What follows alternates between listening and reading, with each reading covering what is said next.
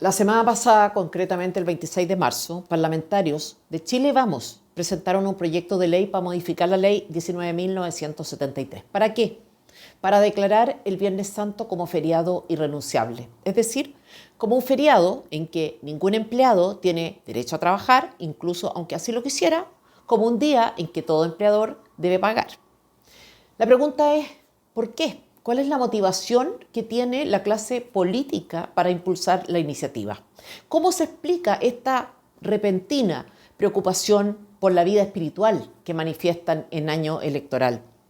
Y quiero empezar por el autor del proyecto, Diego Chalper. Nos referimos a un diputado que representa el distrito número 15 de la región del Libertador General Bernardo Higgins. Y para descartar un eventual conflicto de interés, habría que solicitarle responda la siguiente pregunta. ¿Va usted a la reelección o en su defecto será candidato para otro cargo de elección popular? Es una cuestión relevante en año electoral porque sirve para perfilar al candidato, sobre todo cuando el candidato en cuestión es de derecha y tuvo responsabilidad directa en el impulso a un segundo proceso constitucional, o cuando votó a favor de una reforma de pensiones del gobierno Frente Amplista Comunista, una reforma que incorporó un componente de reparto al modelo y aprobó la idea de un préstamo inconsulto al Estado y con cargo a sus cotizaciones por parte de los trabajadores chilenos. Una reforma que el gobierno estadounidense mencionó en su informe como una mala reforma. Volvamos a la iniciativa. ¿Qué dijo el señor Chalper sobre el feriado irrenunciable de Viernes Santo? Comillas. Una economía solo funciona bien en la medida en que las familias están fortalecidas y que otras libertades también se protegen de buena manera. Una de ellas, una libertad muy importante para aquellos que creemos en la libertad, es la libertad de conciencia y la libertad de culto. Básicamente, que el feriado en cuestión fortalece la institución familiar y garantiza libertades tan fundamentales y básicas como la libertad de conciencia y de culto. O sea, lo suyo es una preocupación espiritual, que no sabemos si está motivada por la necesidad de contar con financiamiento conservador, si responde a la urgencia de que su electorado olvide la responsabilidad que le cabe en los errores más graves que ha cometido la derecha en el último tiempo, o bien si la justificación de su propuesta es realmente genuina. El señor Chalper, hasta donde sé, es católico y abogado, de modo que lo que diré a continuación es algo que debería saber. Desde el punto de vista de su catolicismo, el Viernes Santo es un día en que los cristianos ayunamos y nos abstenemos de comer carne. La prescripción, la obligación estricta, por así decir, llega hasta ahí. Obviamente es un día de oración en que, si es posible, uno participa de un acto litúrgico específico, pero este tiene una duración aproximada de 1 hora. O sea, no hay ninguna prohibición, por tanto, asociada al trabajo. Porque el catolicismo no es una religión marcada por la rigidez o la casuística. De hecho, Jesucristo cuestionó en incontables ocasiones a los fariseos que tenían justamente este tipo de aproximación a lo religioso. Tampoco hay, como es obvio, un mandato orientado a imponerse a otros por la vía de la fuerza. Y eso es obligar a otro a pagarme para que yo cumpla con mis obligaciones religiosas. No hay fundamento religioso alguno para decretar una obligación de abstenerse de trabajar, que es lo que la ley propone y lo que significa en realidad un feriado irrenunciable. En segundo lugar, y si de fundamentos religiosos se trata, sí hay, por parte de Cristo, una condena expresa y tajante a la politización de su mensaje. De hecho, según el relato de los evangelios, las situaciones en que Jesús reaccionó con mayor fuerza, con violencia incluso, estuvieron dadas por la pretensión de algunos de confundir o contaminar el ámbito religioso con el político. A veces fueron los fariseos, a veces los partidarios de Herodes, incluso sus propios discípulos.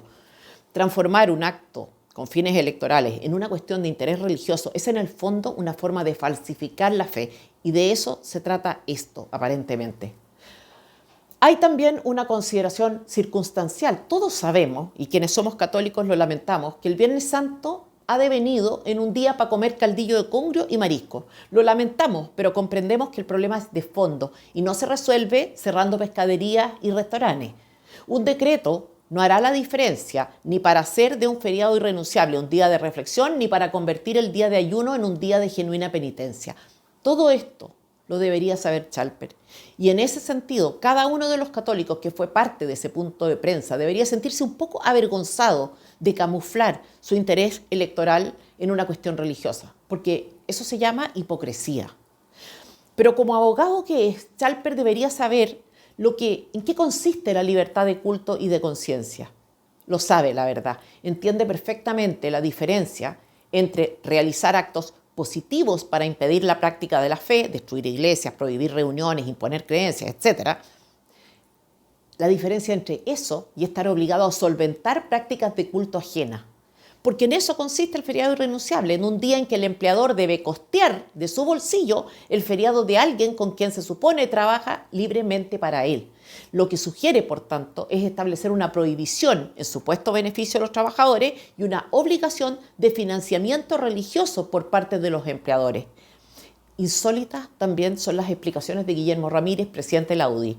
Lo cito: siendo ya feriado, el hacerlo irrenunciable genera pocos efectos en materia económica. Sabe perfectamente también que no es una buena idea en el contexto actual. No estamos hablando de frente amplistas doctrinarios, sino de gente que tiene cierta conexión con la realidad o al menos conocimientos suficientes del mercado laboral chileno. Por eso, no dice que sea buena idea la idea que avala, sino que es mala, pero no tan mala, un poco mala. Las personas que deberían estar abogando por la libertad, por la flexibilidad laboral, por medidas orientadas a que cada uno decida lo que quiere hacer o no hacer de su vida, por dar un impulso decisivo a la economía, esas personas se prestan para este espectáculo en nombre de la cultura, de la tradición. En esta cueca, la cueca no extraña tampoco que Janet Jara, la ministra comunista, se erija en una inquisidora católica. Dijo, pareciera que a algunos les importa más el dinero, más el amor al dinero que sus creencias en el fondo. Claro, la mujer que ha tenido al menos 7 cargos en el Estado no está interesada en el dinero porque así ha desarrollado su carrera ella en el Estado. Fiscalizadora del Servicio de Impuestos Internos, recién egresada, jefa de gabinete de la subsecretaria de Previsión Social en 2016, en Bachelet II, jefa de gabinete del Ministerio de Desarrollo Social con Marcos Barraza del PC, subsecretaria de Previsión Social de Bachelet II, 2016 al 2018, profesora de la Universidad de Santiago entre 2018 y 2021, administradora municipal de Santiago en 2021 con un sueldo bruto de 4 millones de pesos, sin contar los bonos. Ministra del Trabajo de Boric, con un sueldo también bruto de 7 millones de pesos. Así viven los comunistas, alegremente despreocupados del dinero porque conocen la fórmula de acceder al dinero de otros sin demasiado esfuerzo. Janet Jara, qué astuta es. Me pregunto, ¿qué opina de los médicos objetores, de aquellos que se resisten a practicar ellos un aborto en nombre de su conciencia? ¿Entiende ese derecho de abstención como una garantía constitucional? ¿Qué tal su respeto a las creencias ajenas en este punto? Astuta, cuando requirió de la aprobación de la reforma de pensiones, no dudó en asistir a reuniones en casa de Salaquet con personas de la industria, ni en presentarse en el arzobispado para hacer presente su interés en los jubilados y de paso empujar su reforma. Ella hace, como cualquier comunista, lo que haga falta, lo que sea necesario.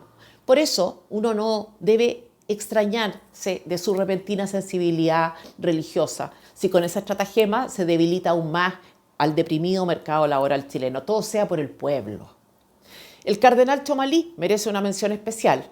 Cuidar el Viernes Santo es cuidar a Chile, ha dicho, incurriendo en un error en el que es reincidente, que es el de llevar consideraciones generales pertinentes, como la preocupación por los jubilados o por la espiritualidad de los chilenos, al ámbito político contingente. Lo hizo en la reforma de pensiones cuando prestó el arzobispado para que la ministra comunista utilizara el espacio como plataforma para defender una reforma destructiva, precisamente destructiva de las pensiones, en nombre de su interés en los adultos mayores.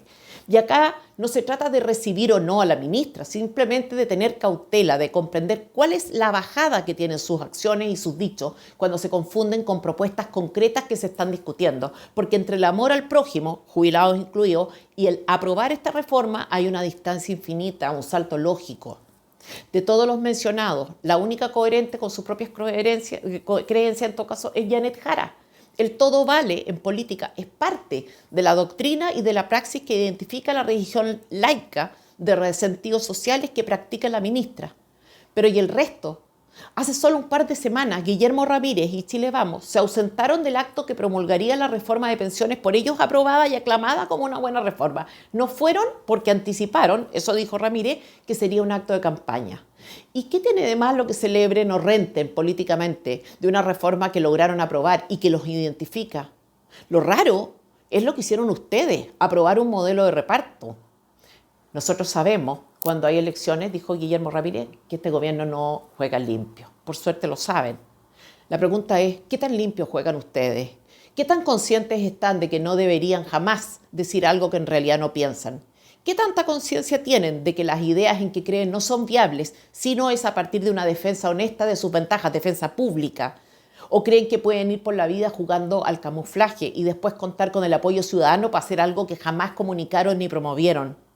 ¿O es que ustedes solo necesitan llegar al poder para entonces, y solo entonces, hacer lo correcto? ¿Realmente creen que no hay otra forma posible de ganar? Si se reconocen impotentes, incapaces de persuadir o enfrentar y de ganar de manera legítima, no una elección, sino legitimidad en las ideas, ¿por qué no se retiran entonces de la política? Los primeros cristianos, aquellos que entregaron la vida por Jesús, de quienes somos herederos y deudores, no pedían feriados irrenunciables, se las arreglaron para practicar la fe en circunstancias verdaderamente adversas. ¿Qué trabajo está haciendo el episcopado hoy para llegar a cada rincón de nuestro país, para que todos puedan recibir sacramentos y participar de la liturgia? ¿O están esperando que la clase política resuelva los problemas, cerrando el mall? ¿Y el comercio? ¿Cuántas personas van al mall por razones de necesidad, por falta de tiempo, porque no cuentan con demasiado espacio en sus propias casas? ¿Cuándo empezarán a entender un poco más y un poco mejor los fenómenos sociales antes de arriesgar hipótesis los políticos? Mención especial merece en todo este espectáculo decadente de oportunistas la Dirección del Trabajo, ese órgano que coludido con los tribunales del trabajo dedican todo el esfuerzo de sus días, toda su energía vital en exacerbar la cultura del parásito, ineptos con poder, pequeños reyesuelos del odio social que nadie ha sido capaz de combatir y frenar porque disponen de atribuciones que no merecen y la mayor parte de las veces que no tienen, porque ellos no tienen problemas con inventar interpretaciones propias de las leyes que contravienen su sentido literal y nadie hace nada. De hecho, recientemente dijeron justamente eso a propósito del feriado del Viernes Santo, que era un derecho adquirido. ¿Cuánto han incidido sus propios fallos y sentencias en el debilitamiento del mercado laboral? ¿Son conscientes de eso? Quizás sí, quizás no, pero nadie hace nada. ¿Qué dicen los candidatos presidenciales de este mismo mercado? ¿Qué proponen? ¿Cómo van a revertir la tendencia que contribuye de manera relevante hoy a la depresión económica? Hasta ahora, nadie hace ni dice nada.